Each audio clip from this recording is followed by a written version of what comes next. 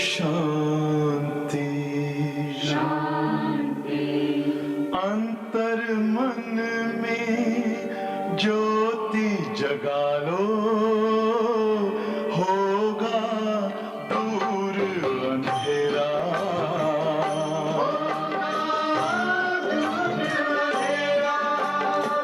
शिव का कर लो ध्यान, आ रहा पावन पुण्य सवेरा।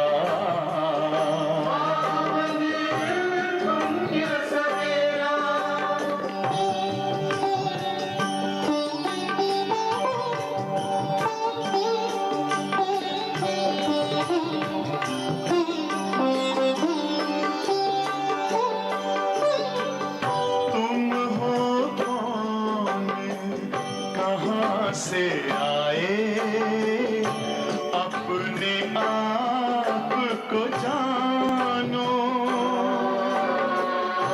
राजयोग के द्वारा अपना परम पिता पहचानो। इसी राजपथ पर चलकर तुम पालो अपना बसेरा।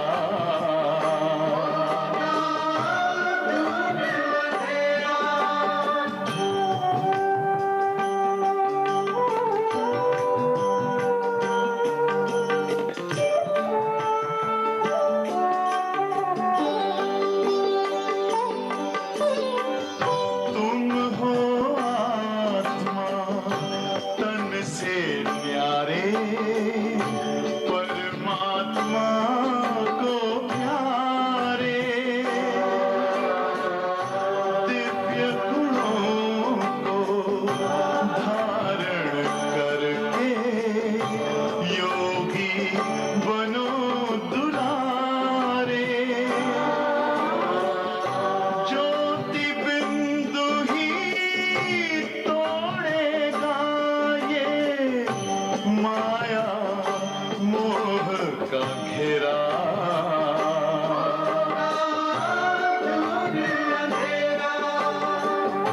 अंतर मन में ज्योति जगा लो, होगा दूर अंधेरा।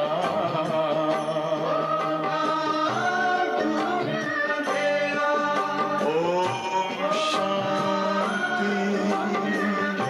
ओम शांति, ओम शांति।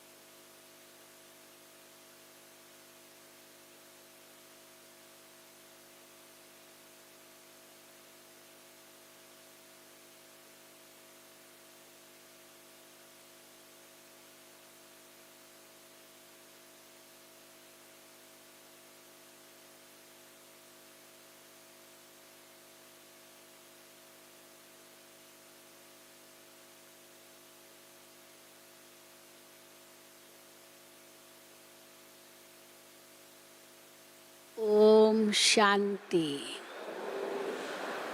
ओम शांति।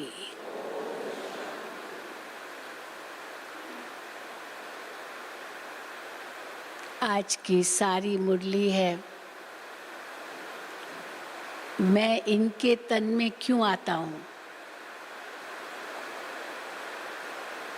शिव बाबा ने ब्रह्मा तन का आधार लिया, तो क्यों इनके तन में आए हैं? किसी और के तन में भी आ सकता था। ये प्रश्न अक्सर करके उन दिनों में पूछा जाता था कि इनके ही तन में क्यों? तो कई बार बहनें हंसी हंसी में कह देती थी, अच्छा आपके तन में आए? नहीं नहीं नहीं नहीं नहीं, हाँ ये भी कह देंगे, पर इनके तन में क्यों? तो कई कारण है जिसके कारण ही शिव बाबा इनके तन में आते हैं। तो आज की सारी मुरली उसी पर है। कई राज बाबा हम बच्चों के आगे खोलते हैं। और दूसरा, बाबा कहते हैं मैं हीरो हीरोइन का पार्ट नहीं बजाता हूँ। तो कौन बजाता हीरो हीरोइन का पार्ट? लक्ष्मी नारायण या ब्रह्मा सरस्वती। शुरू से लेकर अंत तक पाठ है। उसमें भी बाबा कहते हैं नारायण भी नहीं, श्री कृष्ण। हमारी दादी निर्मल शांता बहुत नशे से कहती थी। पहले तो कहती थी 3 in 1, क्योंकि बाबा लौकिक में भी पिता थे, तो लौकिक अलौकिक पारलौकिक। लेकिन फिर बाद में दादी कहने लगी थी 4 in 1। तो दादी से पूछते थे, दादी 4 in 1 कैसे? तो कहा यही आत्मा तो जाके श्री नारायण बनेगी, तो वहाँ भी मैं इनकी बेटी बनूंगी। वहाँ सतयुग में मैं इनकी बेटी बनूंगी, जैसे यहाँ बेटी हूँ। ब्रह्मा बाबा की लौकिक में तो कहेंगे, पर वही श्री नारायण बनना है, तो वहाँ भी मैं उनकी बेटी बनूंगी। तो ये क्या हो गया? 4 in 1। बहुत नशे से कहती थी। तो क्यों नहीं, हम भी सब वो नशा क्यों ना दिखाएं? तो बाबा ने आज बताया कैसे ये हीरो हीरोइन है। पर शिव बाबा हीरो हीरोइन नहीं बनता। शिव बाबा का काम एक ही है, वो कलयुग के अंत में आकर के पतितों को पावन बनाता है। यही बाबा का मुख्य कार्य है और इसी से ही परिवर्तन होता है। तो ये 2 मुख्य बातें आज बाबा ने मुरली में सुनाई है। तो सुनेंगे बाबा के महावाक्य। आज 22/9/2021 है। मीठे बच्चे, इस बेहद के ड्रामा में हीरो हीरोइन का पार्ट तुम्हारा है। सब जो भी 84 जन्म लेंगे, उसमें मुख्य तो ब्रह्मा सरस्वती, उन सब का हीरो हीरोइन का पार्ट है। इस बेहद के ड्रामा में हीरो हीरोइन का पार्ट तुम्हारा है, बाप का नहीं। बाप के पास सिर्फ पतितों को पावन बनाने का हुनर है, पर ये ऐसा हुनर है पतितों को पावन बनाने का जो और किसी के पास नहीं है।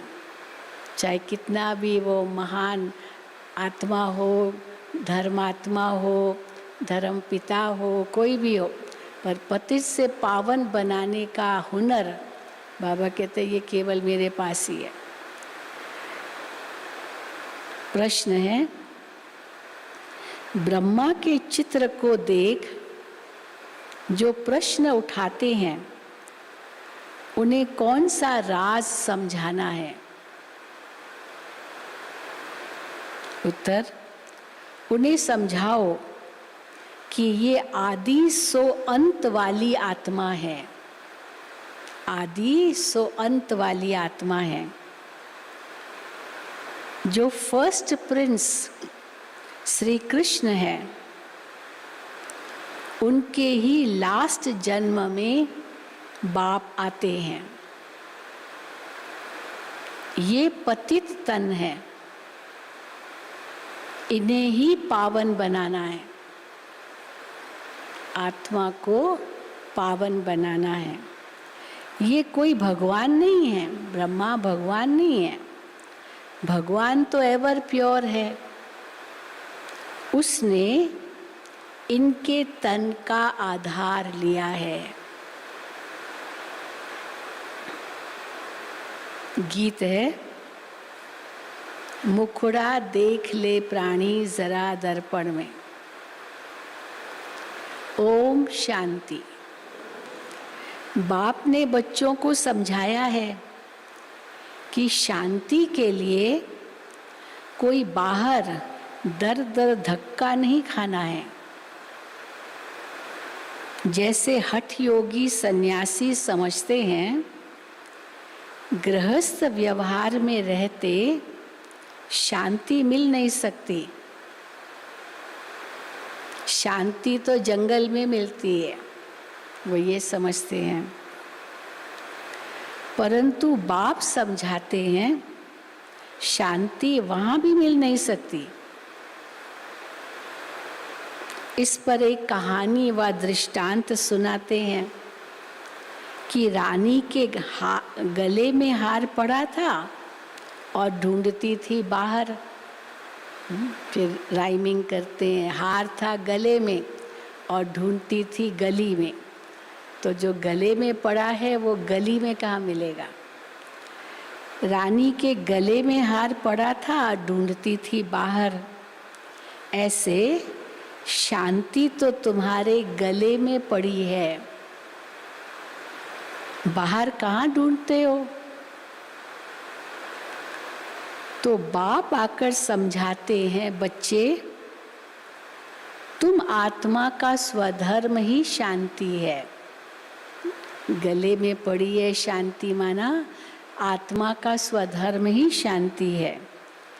ये शरीर तो तुम्हारी कर्म इंद्रियां हैं, जिससे तुमको पाठ बजाना पड़ता है। आत्मा तो अविनाशी है। आत्मा कोई छोटी बड़ी नहीं होती है, न विनाश होती है।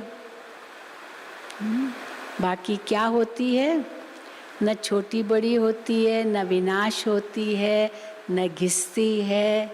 पर क्या होती है, बाबा कहते हैं हाँ, आत्मा पतित जरूर बनती है, इसलिए पाप आत्मा कहते हैं। हाँ, आत्मा पतित जरूर बनती है, इनको ही पावन बनना होता है। आत्मा को पहले किशोर शरीर मिलता है, बच्चे का शरीर, फिर युवा वृद्ध होता है। आत्मा तो है ही एक रस, न किशोर न युवा न वृद्ध, इसलिए कहते अजर, माना जरा नहीं है, अर्थात बुढ़ापा नहीं है। अजड़ तो है ही है, जड़ नहीं है, चेतन है, लेकिन जरा माना बुढ़ापा। तो न बुढ़ापा आता है और न वो छोटी बड़ी होती है। बाबा कहते न विनाश को पाती है न घिसती है। इनको ही पावन बनना है। तो आत्मा को पहले किशोर शरीर मिलता है और फिर युवा वृद्ध। आत्मा तो है ही एक रस। पहले पहले तो आत्मा को जानना होता है। मैं आत्मा ही बैरिस्टर आदि बनता हूँ, इसको कहा जाता है। मैं आत्मा बैरिस्टर बनता हूँ, मैं आत्मा डॉक्टर बनता हूँ।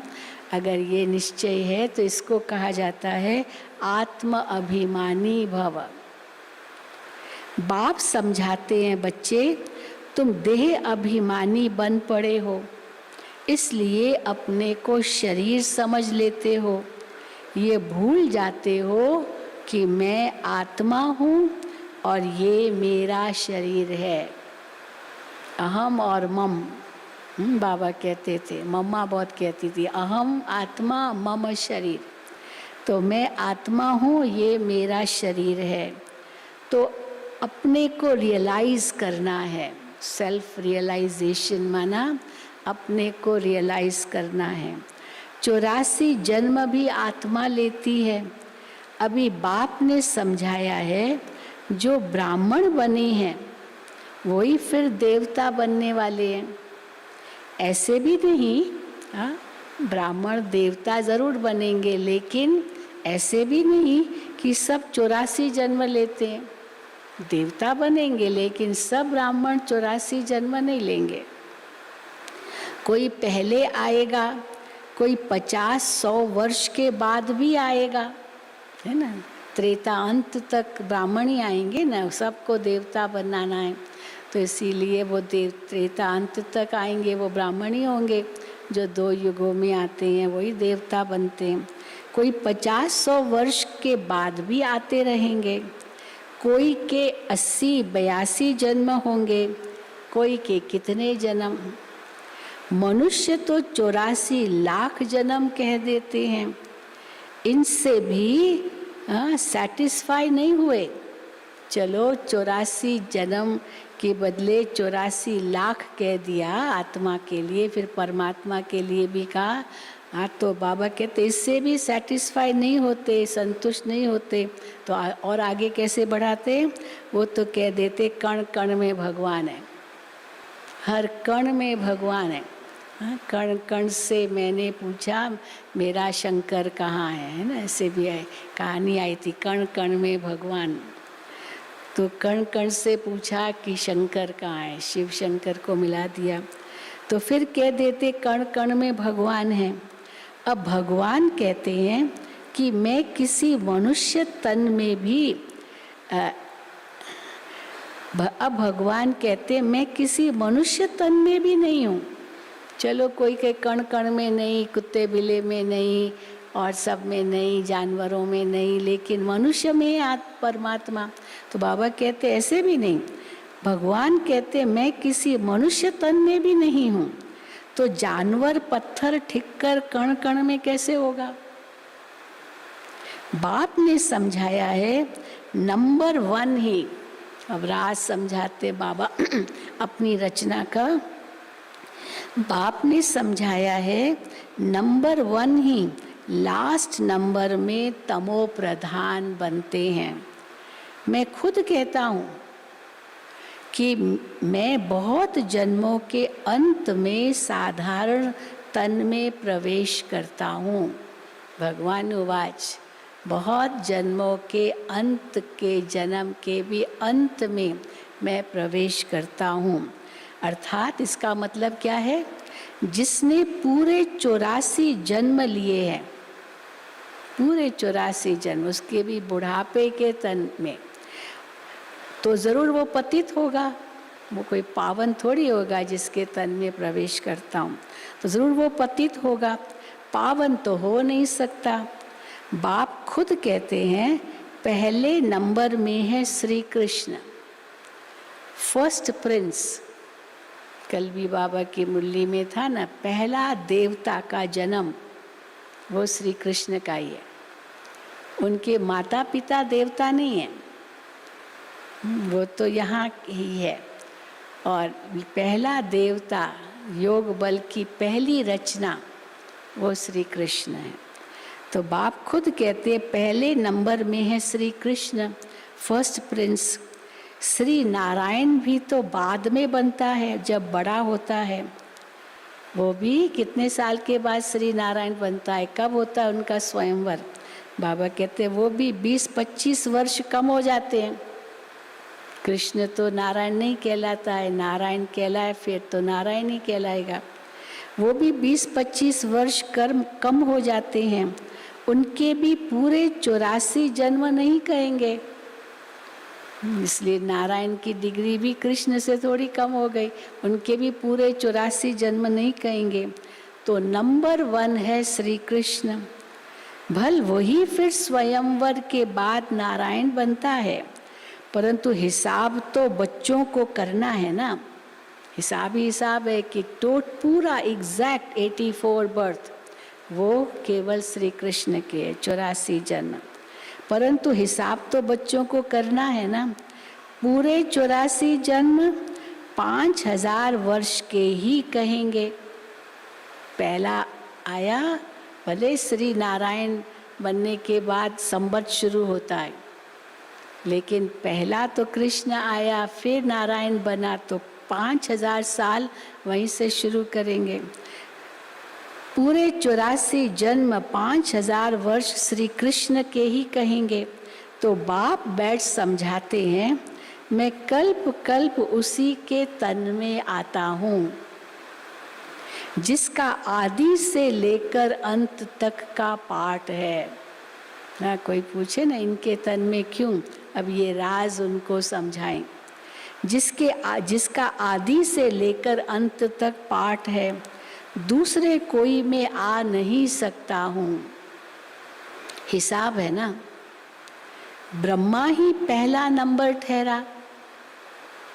सबसे पहले सृष्टि रचने समय ब्रह्मा को रचा, तो सबसे पहले तो ब्रह्मा हो गया, आदि पिता, सबसे आदि पिता। ब्रह्मा ही पहला नंबर ठहरा, मैं और कोई में आ कैसे सकता? पहले नंबर में ही आना है। यहाँ भी पहला मनुष्य, फिर पहला देवता, वही आत्मा बनती है। तो और किसी में आ कैसे सकता हूँ? तुमसे बहुत लोग पूछते हैं, सिर्फ एक ही ब्रह्मा में क्यों आते हैं, माना इनके ही तन में क्यों आते, फिर इनको ही ब्रह्मा क्यों कहते हैं? तो एक ही ब्रह्मा में क्यों आते हैं? परंतु ये हिसाब है ना।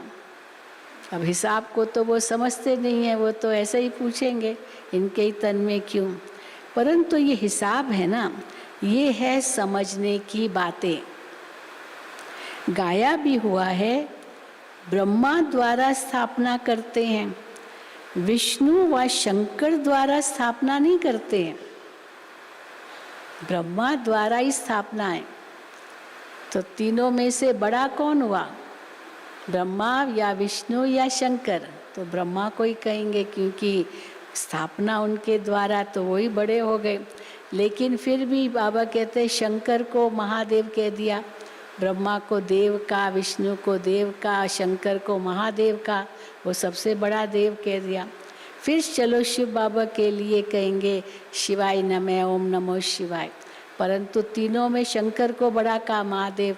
तो देखो बाबा क्या कहते हैं, तो बाबा कहते हैं विष्णु व शंकर द्वारा स्थापना नहीं करते हैं, ये और कोई का काम नहीं है।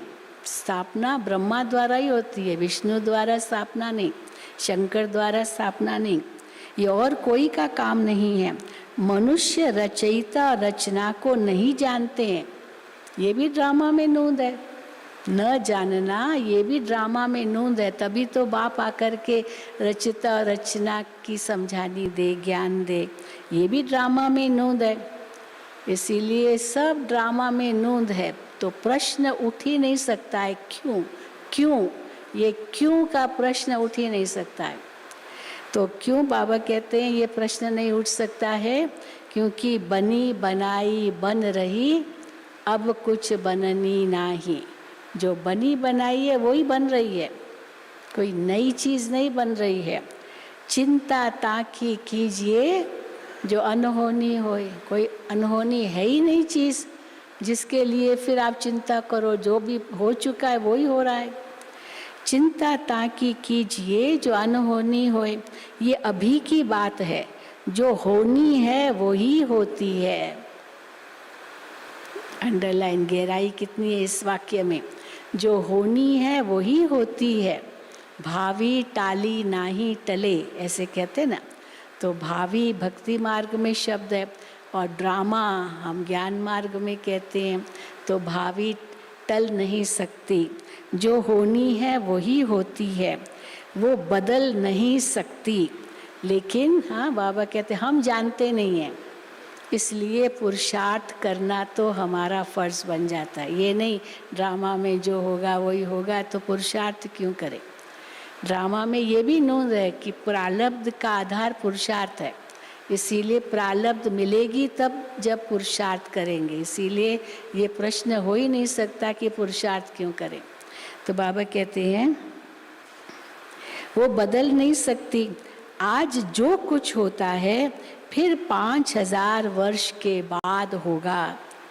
तो बाबा ने इस बहुत बड़ी बात इसमें कही है।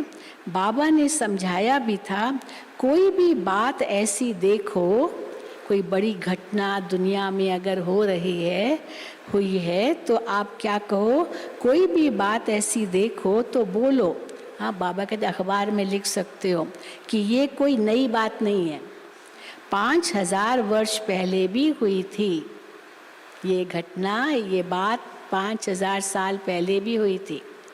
खास करके जब नेहरू जी मरे थे, मुझे याद आता है 64 में, तो नेहरू का अचानक हार्ट फेल हो गया, अचानक। हाँ, ऐसे बताते हैं। अब सारे भारत में एक प्रश्न आ गया, अब कौन, अब प्रधानमंत्री कौन बनेगा, कौन बनेगा, कौन बनेगा, एकदम प्रश्न चिन्ह आ गया।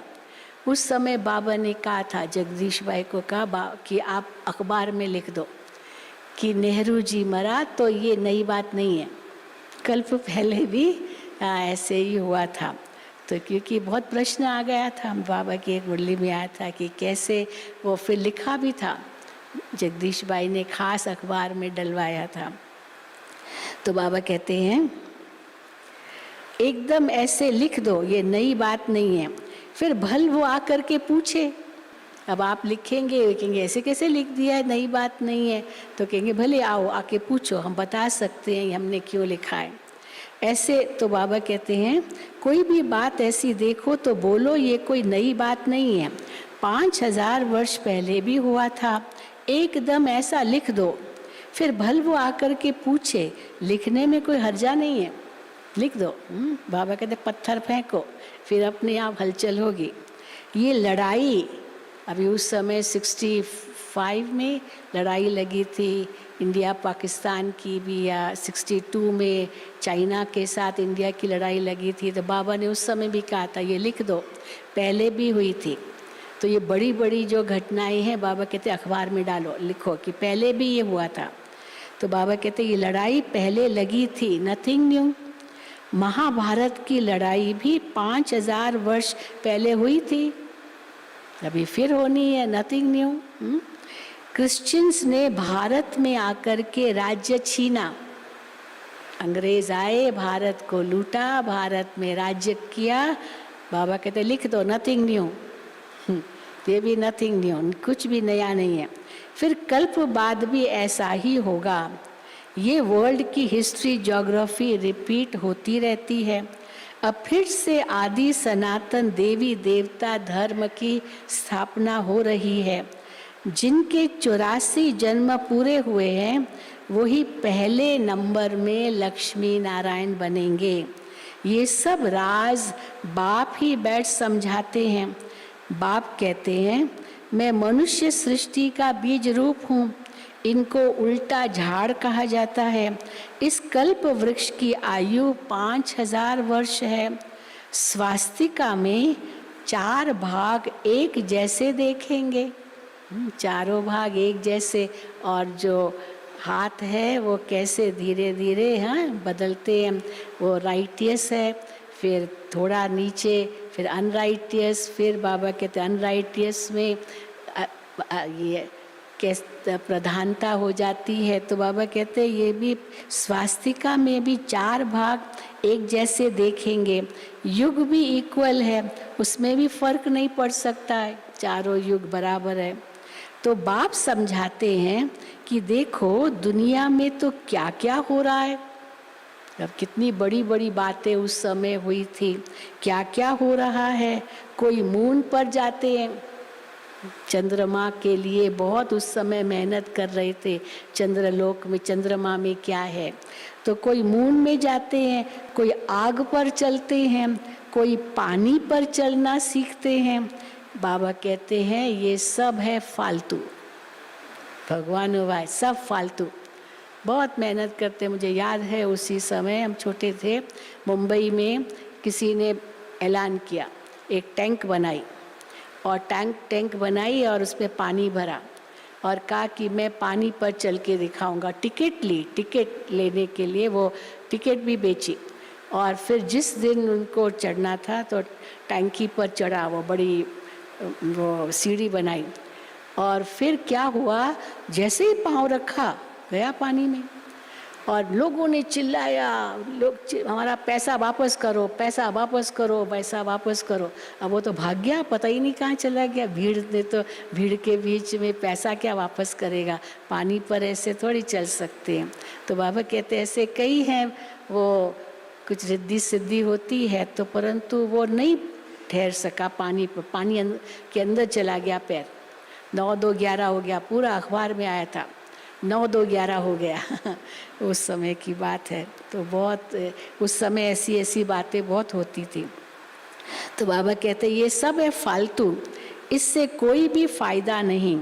मनुष्य पावन बन मुक्ति जीवन में, मुक्ति में तो जा नहीं सकते, कुछ भी कर ले परंतु उससे मुक्ति जीवन मुक्ति थोड़ी मिलेगी। कुछ भी करे परंतु वापस घर तो कोई जा नहीं सकता। आत्मा को अपना घर और बाप का घर ही भूल गया है। आत्मा अपने को ही भूल देह अभिमानी बन पड़ी है। फिर मंदिरों में जाकर महिमा गाते हैं, आप सर्वगुण संपन्न हो, हम नीच पापी हैं। अपनी ग्लानि खुद ही करते हैं। आरती में आती है पूरी ग्लानि, मैं मूर्ख खल कामी पापी। तो अपनी ग्लानि बाबा कहते खुद ही करते हैं, अपनी ग्लानि खुद ही करते। बाप तो कभी पुजारी नहीं बनते, ये आत्मा बनती है तो अपनी ग्लानि खुद करती है। अच्छा हाँ, बाप तो पुजारी नहीं बनते। अच्छा, फिर सेकंड नंबर में कहेंगे जो शिव बाबा के बाद पुजारी नहीं बनता, सेकंड नंबर में कहेंगे शंकर, वो भी एवर पूज्य है, वो भी पुजारी नहीं बनता, वो भी पुजारी नहीं बनता। उनका पाठ तो यहाँ है ही नहीं इस सृष्टि पर। इस स्टेज पर पाठ ब्रह्मा और विष्णु का है। पूज्य पुजारी, ये स्टेज ब्रह्मा और विष्णु की है। ब्रह्मा और विष्णु का क्या क्या पाठ है ये भी दुनिया में किसको भी पता नहीं है। त्रिमूर्ति ब्रह्मा कह देते हैं, अर्थ कुछ भी नहीं समझते। तो शंकर भी पुजारी नहीं बनता, शंकर भी जन्म मरण के चक्र में नहीं आता, तो इसीलिए वो महादेव हो गया शिव के समान। तो शिव शंकर एक कर दिया, पर ब्रह्मा ही फिर विष्णु बनता, विष्णु ही ब्रह्मा बनता। तो बाबा कहते हैं त्रिमूर्ति ब्रह्मा कह देते, अर्थ कुछ भी नहीं समझते। ये भी गाते हैं ब्रह्मा द्वारा स्थापना। अब कौन करते हैं ब्रह्मा द्वारा स्थापना? उनका चित्र तो है ही नहीं, शिव बाबा तो है ही नहीं, तो उनका चित्र है ही नहीं। मुख से कहते हैं ब्रह्मा द्वारा, तो परमात्मा ब्रह्मा द्वारा कराते हैं, परंतु वो कहाँ है? कौन वो जो ब्रह्मा द्वारा कराते हैं? शिव क्या चीज़ है ये भी नहीं जानते। आत्मा के लिए कहते हैं भ्रकुटी के बीच चमकता है अजब सितारा। तो मैं आत्मा अविनाशी हूँ, शरीर विनाशी है। कितने शरीर लेते हैं ये भी कुछ पता नहीं किसको। मनुष्य कितने दुखी हैं, रड़ियाँ मारते रहते हैं, ओ गॉड फादर। जब से दुख शुरू हुआ है पुकारते आए हैं। ये भी समझाया गया है भारत में जब रावण राज्य शुरू होता है तो ऐसे नहीं, और धर्मों में भी रावण राज्य हो गया। फिर भी सतो प्रधानता तो है ना उन धर्मों में। जब शुरू में आते हैं, भारत में रावण राज्य शुरू हुआ, पर और धर्मों में एकदम रावण तो शुरू में नहीं आता। तो बाबा कहते हैं भारत में रावण राज्य शुरू होता है तो ऐसे नहीं और धर्मों में भी रावण राज्य हो गया, नहीं। उनको तो अपने समय पर सतो रजो तमो में आना है। ये कहानी सारी भारत पर है। वो तो बाई प्लॉट्स है, और धर्म वाले वो बीच में आए हैं, तो उनका अपना पाठ है। दुनिया को थमाने के लिए धर्म पिताएं आए, वो भी बाई प्लॉट्स है। बाप बीच में ही आते हैं। हाँ? भारत जब बाप बीच में नहीं आते हैं, वो बाई प्लॉट्स बीच में ज़रूर आते हैं। भारत जब तमो प्रधान बन जाता है तो फिर सारा झाड़ तमो प्रधान बन जाता है। उनको भी सुख दुख भोगना है, सबको सुख फिर दुख भोगना है। झाड़ में नए नए पत्ते निकलते हैं, वो बड़े शोभनीक होते हैं। तो नई नई आत्माएं आती है परम धाम से, अपना शोर दिखाती है।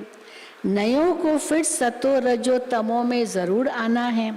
पिछाड़ी में जो आते हैं उनका कुछ मान रहता है। वो नई आत्माएं जो पिछाड़ी में आती है उनका कुछ मान होता है, फिर बहुत जल्दी सतो रजो तमो में आ जाती है। एक जन्म में भी सतो रजो तमो से पास कर सकते हैं, परंतु उनकी तो कोई वैल्यू नहीं रहती है। वैल्यू तो उनकी है, मूल्य किसका है, महत्व किसका है, जो हीरो हीरोइन का पार्ट बजाते हैं। ऐसे नहीं कहेंगे कि शिव बाबा भी हीरो हीरोइन का पार्ट बजाते हैं। शिव बाबा नहीं हीरो हीरोइन का पार्ट बजाते। बाबा के लिए ये नहीं कह सकते हैं। वो तो आकर पतितों को पावन बनाते हैं, खुद पतित नहीं बनते हैं। तुम पतित से पावन बनने की मेहनत करते हो। श्रीमत पर राजयोग से ही राज्य लिया था, अभी तुम फिर से ले रहे हो। तो बाबा कहते हैं मैं तो राज्य नहीं करता हूँ, तुमको राजाओं का राजा बनाता हूँ। अब दुनिया में मनुष्य कहते तो बहुत हैं, भगवानुवाच मैं तुमको राजाओं का राजा बनाता हूँ।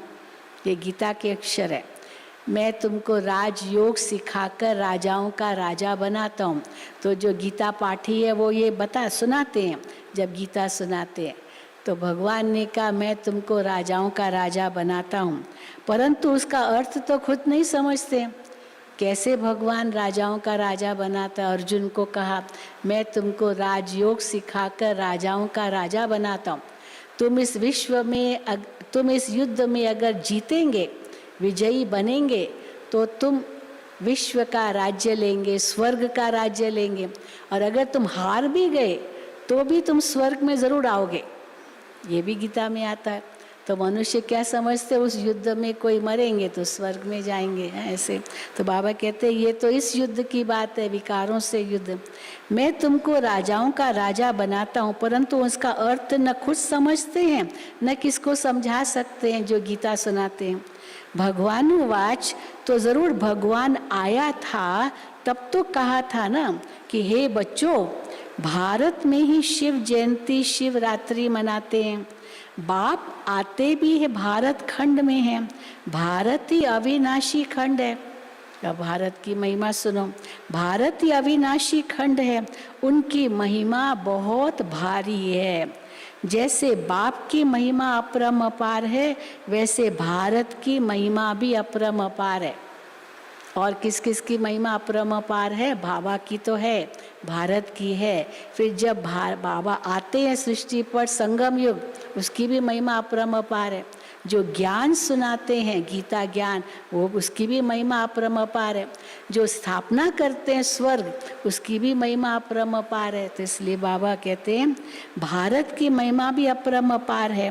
भारत में ही परम पिता परमात्मा आकर सब मनुष्य मात्र की सद्गति करते हैं, सबको सुख देते हैं। उनका बर्थ प्लेस, जन्म स्थान भारत है। भारत ही प्राचीन देश है। भगवान राजयोग सिखलाने भारत में ही आया था, परंतु कृष्ण को भगवान कह देने से उनकी महिमा नहीं रही। शिव बाबा की जितनी महिमा होनी चाहिए उतनी नहीं रही, क्योंकि नाम बदल दिया भगवान का। कृष्ण गीता पर भगवान तो है ही एक, उनको ही सतगुरु कहा जाता है। बाकी गुरु तो ढेर के ढेर है। कोई धंधा सिखलाने वाले को भी गुरु कह देते हैं।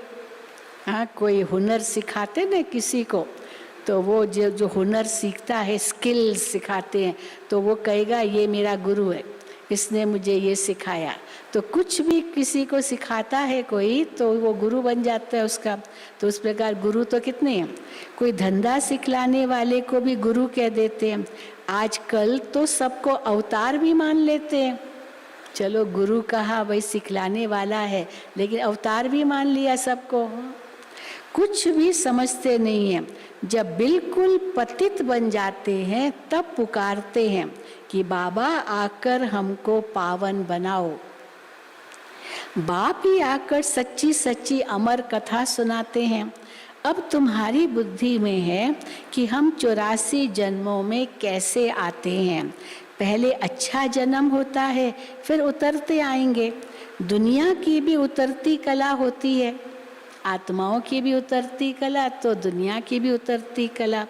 मनुष्यों की बुद्धि सतो रजो तमो बनती है, तो बुद्धि की भी उतरती कला। हाँ, सतयुग से फिर थोड़ी थोड़ी उतरती कला शुरू हो जाती है।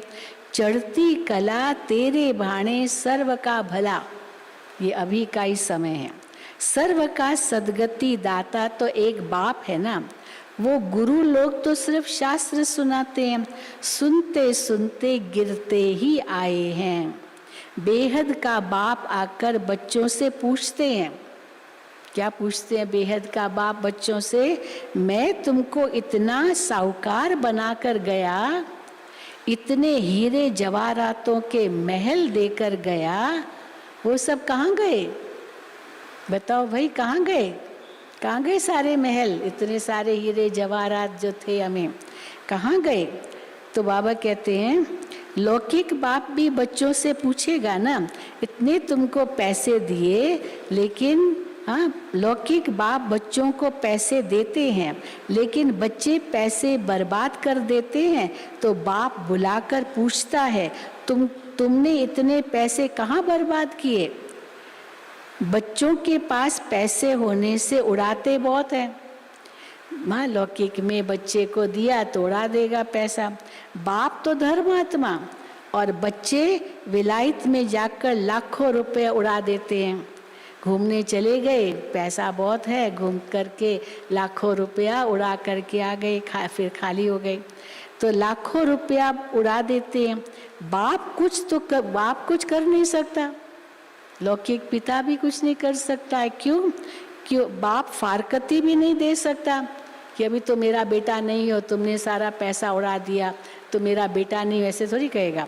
फारकती भी नहीं दे सकता, क्योंकि दादे की मिल्कियत है, अब प्रॉपर्टी उसकी भी नहीं है, उसके पिता ने दिए, तो दादे के प्रॉपर्टी का डायरेक्ट हक पोते को लगता है, तो इसलिए पिता भी बीच में कुछ नहीं कह सकता है। तो बाप क्योंकि दादे की मिल्कियत है, परंतु अंदर जलता रहेगा पिता कि जो प्रॉपर्टी मुझे मिलनी चाहिए, अभी पोते को डायरेक्ट हक मिल गया, तो पिता जलेगा ना कि बच्चा ही लुटा रहा ये सब धन, परंतु अंदर जलता रहेगा। बाप के मर जाने के बाद कोई तो ऐसे गंदे बच्चे होते हैं, 12 मास में ही सारी मिल्कियत उड़ा देते हैं। है, बहुत है। वो है हद की बातें। बाबा लौकिक बातें भी सुनाएंगे, हद की बातें सुना करके बाबा कंपेयर करते ना, ये वो है हद की बातें, ये है फिर बेहद की बातें। तो हमने भी सब लुटा दिया। हमारी मनोहर दादी बहुत प्यार से कहती थी, बाबा हमने लुटाया थोड़ी, आपके ही मंदिर बनाए, आप पर ही हमने खर्च किया, भक्ति आप पर ही, भक्ति आपकी हमने की, मंदिर आपके ही बनाए, हमने इतना सब किया बाबा, आपके लिए ही तो किया, जैसे कहती थी मनोहर दादी। तो बाबा कहते हैं अब वो है बेहद का बाप, कहते तुम कितने धनवान थे, विश्व के मालिक थे, फिर कंगाल क्यों बने हो? इतना धन कहाँ किया? बच्चों से ही बाप पूछते हैं, भारत को इतना साहूकार बनाया, सब पैसे कहाँ गए? फिर बाप ही बैठ समझाते हैं। अब बच्चों को तो पता नहीं कहाँ गए, तो बाप ही बैठ समझाते हैं कि भक्ति मार्ग में कितना खर्चा किया। बच्चों ने किया है खर्चा भक्ति मार्ग में, शास्त्रों आदि के पिछाड़ी कितना खर्चा करते हैं, माथा भी टेकते हैं, माथा भी टेकते गए, टिप्पण भी घिस गई, हम सारे टिप्पण घिस गई। हमारे जगदीश भाई बहुत हंसी से कहते थे, टिप्पणी घिस गई, सारे बाल उड़ गए, है ना। तो भक्ति मार्ग में टिप्पण घिसाते रहे, माथा भी टेकते गए, टिप्पण भी घिस गई, पैसे आदि सब कुछ गंवा बैठे। ये है, अब ये सारी बातें सुनाकर बाबा क्या कहेंगे, ये भी है ड्रामा। क्यों प्रश्न उठ ही नहीं सकता, ये ड्रामा है। हम तुमको साहूकार बनाते हैं, रावण तुमको कंगाल बनाते हैं। भारतवासियों को ही बाप समझाएंगे ना, भारत ही सोने की चिड़िया था। इतना धन था जो दूसरे धर्म वाले लूट कर ले गए। जितने आक्रमण भारत देश पर हुए हैं ना, और किसी देश पर नहीं हुए, क्योंकि धन के पीछे आए सब भारत को लूटने के लिए। तो इतना धन था जो दूसरे धर्म वाले लूट कर ले गए। तो ख्याल तो करो भारत क्या था। ये भी ड्रामा बना हुआ है। भारत ही हेवन, भारत ही हेल, अभी है नर्क।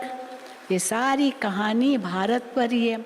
अभी है नर्क, इसलिए बाबा ने सीढ़ी भी ऐसे ही बनवाई है। सीढ़ी के चित्र में सब कुछ है।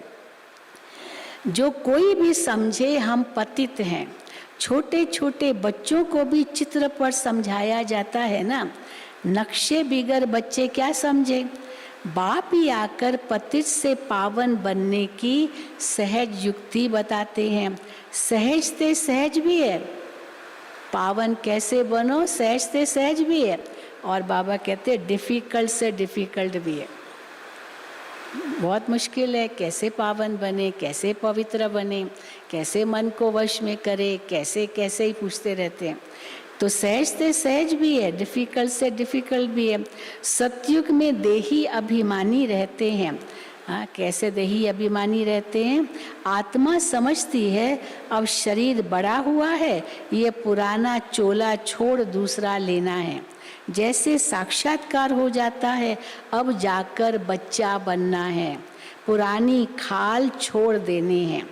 ये यहाँ कोई मरता है तो रोते भी हैं, बैंड बाजा भी ले जाते हैं। खास करके जब कोई बहुत बूढ़ा व्यक्ति मरता है और उसके 4 पीढ़ी हो चुके हैं, और वो जब मरता है तो बैंड बाजे बजाते हैं और कहते हैं उनको जैसे सोने की सीढ़ी देते हैं। अभी तुम सीधा स्वर्ग में जाओगे, 4 पीढ़ी आपकी यहाँ है। तो बाबा कहते हैं एक शरीर छोड़ दूसरा लेते हैं तो शादमाना मनाते हैं। यहाँ कितना अफसोस करते हैं। सतयुग में तो सतयुग में खुशी से एक शरीर छोड़ दूसरा लेते हैं तो शादमाना मनाते हैं। यहाँ कितना अफसोस करते हैं। कोई मरता है तो कहते हैं स्वर्ग पधारा, तो इसका मतलब है वो नरक में था ना। तो अभी तुम पुरुषार्थ कर रहे हो स्वर्गवासी बनने के लिए। बाप तुमको स्वर्गवासी बनाते हैं। बाप आते ही हैं जीवन मुक्ति देने, रावण के बंधन से छुड़ाए जीवन मुक्त करते हैं। बाप कहते हैं मैं कल्प पहले मौफिक आकर राजयोग सिखलाता हूँ, कल्प कल्प ब्रह्मा के ही तन में आता हूँ। तुमको ब्राह्मण जरूर बनना है, यज्ञ में ब्राह्मण तो चाहिए ना। ये है राजस्व अश्वमेध अविनाशी ज्ञान यज्ञ। तो यज्ञ स्थापन करते हैं बाबा तो ब्राह्मण चाहिए, तो ब्राह्मणों को रचते हैं। राजस्व अश्वमेध अविनाशी ज्ञान यज्ञ, इस रथ को स्वाहा करना है। राजाई पाने के लिए, स्वराज्य लेने के लिए अश्वमेध, ये शरीर भी अश्व है तो मन भी अश्व है, घोड़ा है, उसको स्वाहा करना है। अश्व इस रथ को कहा जाता है। राजस्व यानी स्वराज्य के लिए ये सब अश्व शरीर इसमें स्वाहा होने हैं। आत्मा तो स्वाहा नहीं होगी, आत्माएं हिसाब किताब चुकतू करके चली जाएगी, फिर नए सिर सबका पाठ शुरू होगा। इसको कहा जाता है आत्माएं सब शरीर छोड़ के चली जाएगी, फिर नई सिर पाठ शुरू होगा। इसको क्या कहा जाता है? History geography repeat. फिर हिस्ट्री ज्योग्राफी रिपीट होगी। केवल हिस्ट्री रिपीट नहीं होती है, ये राजाएं आए, ये राजाएं आए, इतना ही नहीं, ज्योग्राफी भी रिपीट होती है, भूगोल भी रिपीट होता है। जो भी उस समय का माहौल था, उस समय का वातावरण था, मौसम थे, वो भी सब वही रिपीट होते हैं। इसलिए हिस्ट्री ज्योग्राफी रिपीट। तो बाबा कहते हैं हिस्ट्री ज्योग्राफी रिपीट। बाप आते ही हैं नई दुनिया स्थापन कर, पुरानी दुनिया खलास करने। ये एक ही महाभारत लड़ाई है। एक ही महाभारत लड़ाई है जो शास्त्रों में गाई हुई है। तो समझाना चाहिए इस लड़ाई से स्वर्ग के द्वार खुलते हैं, इसलिए इसका गायन है शास्त्रों में। और लड़ाइयों का गायन नहीं है, भले असुर देवताओं की लड़ाई दिखाते हैं, लेकिन जिस लड़ाई का गायन है वो है ये महाभारत लड़ाई, क्योंकि इससे स्वर्ग के द्वार खुलते हैं, इसलिए इनका गायन है शास्त्रों में। अच्छा, मीठे मीठे सिकील दे बच्चों प्रति माता पिता बाप दादा का याद प्यार और गुड मॉर्निंग। रूहानी बाप की रूहानी बच्चों को नमस्ते। हम रूहानी बच्चों की रूहानी बाप दादा को याद प्यार, गुड मॉर्निंग और नमस्ते। धारणा के लिए मुख्य सार। पहला, बीती बातों को कभी भी चिंतन नहीं करना है। ड्रामा कहकर फुल स्टॉप। बीती बातों को कभी भी चिंतन नहीं करना है। जो बात बीत गई, नथिंग न्यू समझ भूल जाना है। दूसरा, इस राजस्व अश्वमेध यज्ञ में अपना तन मन धन सब स्वाहा कर सफल करना है। इस अंतिम जन्म में संपूर्ण पावन बनने की मेहनत करनी है। वरदान, मास्टर त्रिकालदर्शी बन हर कर्म युक्ति युक्त करने वाले कर्म बंधन मुक्त भव। मास्टर त्रिकालदर्शी बन हर कर्म युक्ति युक्त करने वाले कर्म बंधन मुक्त भव। जो भी संकल्प बोल व कर्म करते हो वो मास्टर त्रिकालदर्शी बनकर करो, तो कोई भी कर्म व्यर्थ व अनर्थ नहीं हो सकता। त्रिकालदर्शी अर्थात साक्षीपन की स्थिति में स्थित होकर कर्मों की गुह्य गति को जानकर इन कर्म इंद्रियों द्वारा कर्म कराओ तो कभी भी कर्म के बंधन में नहीं बंधेंगे। हर कर्म करते कर्म बंधन मुक्त कर्मातीत स्थिति का अनुभव करते रहेंगे। बहुत गहरी बात है। स्लोगन, जिनके पास हद की इच्छाओं की अविद्या है, हद की इच्छाओं की अविद्या है जिनके पास, वही महान संपत्तिवान है। जिनके पास हद की इच्छाओं की अविद्या है वही महान संपत्तिवान है। अच्छा, ओम शांति, ओम शांति, ओम शांति। कुछ सूचनाएं हैं और चाहिए कुछ सूचनाएं हैं और वो आप ज़रूर सुनेंगे। सबसे पहले तो क्लास की टोली भुट्टा है, भुट्टा मकई, गरम गरम मकई, और वो शांति स्तंभ के पास सबको मिलेगी। शांति स्तंभ के पास जाएंगे, वो हिस्ट्री हॉल के सामने आपको गरम गरम भुट्टा मिलेगा। वो क्लास की टोली है। और दूसरा, मधुबन निवासियों के लिए विशेष सूचना है कि गौरीबिदनूर, ये कर्नाटका में आता है, गौरीबिदनूर, उस सेंटर की गोल्डन जुबली निमित्त मधुबन निवासियों को सुबह 11 बजे छोटे हॉल में सौगात मिलेगी। ये विश्वनाथ भाई, जो दादी कॉटेज के विश्वनाथ भाई हैं, उनका सेंटर है। उनकी भी बहुत अच्छी कहानी है। वो उनका विवाह तो हुआ, फिर बाबा का ज्ञान मिला, या पहले ही ज्ञान मिला और फिर उसको भी ले आए, और सीधा ही दादी जी ने उनको सेंटर पर रख दिया। उनकी जो युगल थी वो गौरीबिदनूर सेंटर संभालने लगी, और विश्वनाथ भाई को मुन्नी बहन ने यहाँ पर भेजा। मुन्नी बहन के पास सेवा में आया, जो सौगातें देता है। तो इसलिए विश्वनाथ भाई जो दादी कॉटेज में सेवा में है, उनका सेंटर है। तो वो विशेष उनकी तरफ से मधुबन निवासियों को स्पेशल सौगात मिलेगी। 11 बजे सब मधुबन निवासी हिस्ट्री हॉल में पहुंचेंगे। और भट्ठी वालों का तो हम अनाउंस करेंगे योग के बाद, लेकिन वो आए कहाँ है? अजय, हाँ जल्दी आ जाओ। अभी एक छोटा सा कार्यक्रम होना है, आप सभी बैठे रहेंगे। बहन आओ ना, पहले सुनाओ, पहले आप बताओ, उनके बारे में बताओ। और वो कहाँ है? बुलाओ बुलाओ, ले आओ। आप आओ, आप पहले बताओ उनके बारे में। वो माइक ले लो। आप हमारी, क्या नाम आपका? आपका नाम क्या? राधा बहन। आप हमारी राधा बहन है। बैठो बैठो और सुनाओ। और यहाँ सोफा रख लो। आइए भाई जी, आइए, आप इधर बैठ के पहले सुनाओ। जल्दी बैठो ना, आप बैठो। आइए, नहीं सोफा रख, तीनों आए हैं। हाँ तो सोफा रख लो। आप बताओ पहले, हम बिठा देंगे। शशि, ओम शांति। भाई जी का नाम है वीर ब्रह्मम। ये तिरुमला तिरुपति देवस्थानम की जॉइंट एग्जीक्यूटिव ऑफिसर है। पिछले 6 साल से बाबा की ज्ञान में है, संबंध संपर्क में है। माताजी रोज़ शाम को मुरली सुनने बाबा की घर पे आते हैं और भाई जी जब भी ऑफिस में जाते तो बाबा की घर पे आके ऑफिस में जाते।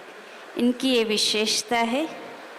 इसका पोस्टिंग हुआ तिरुमला तिरुपति देवस्थानम में, तो पहले बाबा की घर पे आके फिर ज्वाइन होना है। इसी बात से लेकर के वो अभी मधुबन में आए हैं।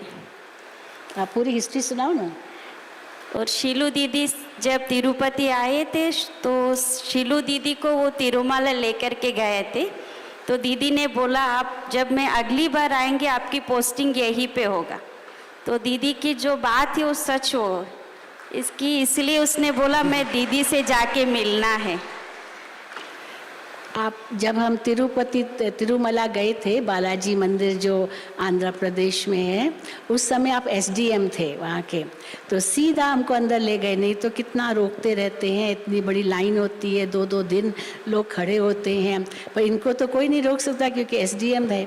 और बाबा के बच्चे, इनकी युगल पूरी बाबा की एकदम रेगुलर क्लास करती है। और इनकी छोटी बच्ची, तो उस समय तो वो छोटी थी, तो मैंने इनसे पूछा तुम क्या बनोगी बड़ी होकर? कहती मैं प्राइम मिनिस्टर बनूंगी। इस छोटी बच्ची ने, मुझे अभी भी याद है। हाथ तो हिलाओ सबको अपना हाथ। तो और फिर उस समय एसडीएम थे, तो हमने, क्योंकि जब तिरुमला बालाजी मंदिर का जो पहला ईओ था, क्या नाम था उनका, तो वो जो पहला ईओ था तब भी मैं गई थी तिरुपति। हाँ पीवीआर के प्रसाद। हाँ, तो उस समय उसकी भी वाइफ आती थी और वो भी संपर्क में थे। तो कैसे, तो मैं उनके घर जाती थी, 3 दिन मैं वहाँ रही, उनके घर में जाकर उनको कोर्स कराया था। और उसके बाद तो उन्होंने ज़मीन दी, बिल्कुल तिरुपति में एकदम मेन स्थान पर बाबा को ज़मीन दी और वहाँ बहुत बड़ा म्यूज़ियम बनाया था। और फिर देखो अभी आप एग्जीक्यूटिव ईओ बने हैं वहाँ के तिरुपति तिरुमला बालाजी के। तो इसलिए इन्होंने कहा कि मैं मधुबन ज़रूर जाऊँगा और सबसे पहले बाबा को मैं थैंक्स दूंगा कि बाबा ने हमको इनका ईओ बनाया है, इसलिए बाबा को थैंक्स देने के लिए आया है। जोर से ताली बजाइए। तो आते ही सबसे पहले बाबा के कमरे में गया और फिर कहा कि मैं बाबा को कैसे सम्मान करूं। तो कहा कि शशि बहन, शीलू बहन का मैं स्टेज पर कुछ मिलना चाहता हूँ। कहा ठीक है, तो आप थोड़ा 2 शब्द सुनाओ। नहीं, 2 शब्द सुनाओ। व्हाट टू स्पीक, उनको माइक दो। यू स्पीक इन इंग्लिश और हिंदी? इंग्लिश में बोलेंगे, मैं हिंदी करूँगी। Om Shanti. I am very luckiest soul and all of you are very luckiest soul in this world. Recently, I have posted as Joint Executive Officer of Balaji Temple. Balaji Temple in Laukik, it is Yadgar of our Brahma Baba. So it is the richest temple in this world. So I got the chance to work there. I really happy because of Baba only I got this post. Earlier I worked as SDM, Subdivisional Magistrate of Tirupati. Now I got promotion as IAS officer 2 years back. Earlier in this post I worked as Joint Collector Development. I had chance to serve many people in Corona. In 2 waves I had done my service all Corona in Laukik people. Again Baba gave now this post Joint Executive Officer of Balaji Temple. So I always feel that in my every aspect my backbone is Bab Dada. I purely believe that whenever I get chance, every year I used to come to this, our ashramam. I feel very happy. Maximum I try to implement whatever I am getting knowledge through our everyone. Once again, I am very happy to inform that only because of Bab Dada blessings and all our Dadiji's blessings only, I got this post. So in this post, with all our blessings, I do my service best in Bab Dada service. Thank you so much. तो बाबा ने इनको कैसे मदद की वो बता रहे हैं. आप बोलेंगे 2 शब्द, 2 वर्ड्स, जस्ट ओम शांति. हाँ से 2. ओम शांति. 2 हाँ. हमें बाबा ने बहुत मदद किया है, इसलिए बाबा को शुक्रिया बोलने के लिए आए हैं. बहुत बहुत शुक्रिया. दादी जी को भी बहुत बहुत शुक्रिया. अच्छा. दीदी कोरोना में बहुत सेवा किया बहनों का. आज हम अभी स्टेज में है तो भाई साहब के कारण ही है. बहुत बहनों को प्रॉब्लम हो गया. हमारी जो बड़ी बहन जी है, बड़ी दीदी है, गीता दीदी को इतना प्रॉब्लम हो गया. उस समय वो हॉस्पिटल में कोई सीट ही नहीं मिल रहे थे, कोई बेड नहीं मिल रहे थे. एक नर्स रूम को वहाँ पे बेड डाल के वेंटिलेटर लगा के ऑक्सीजन लगा के उसने फिर वापस लाया था. इतना सेवा किया बहनों को उस वक्त.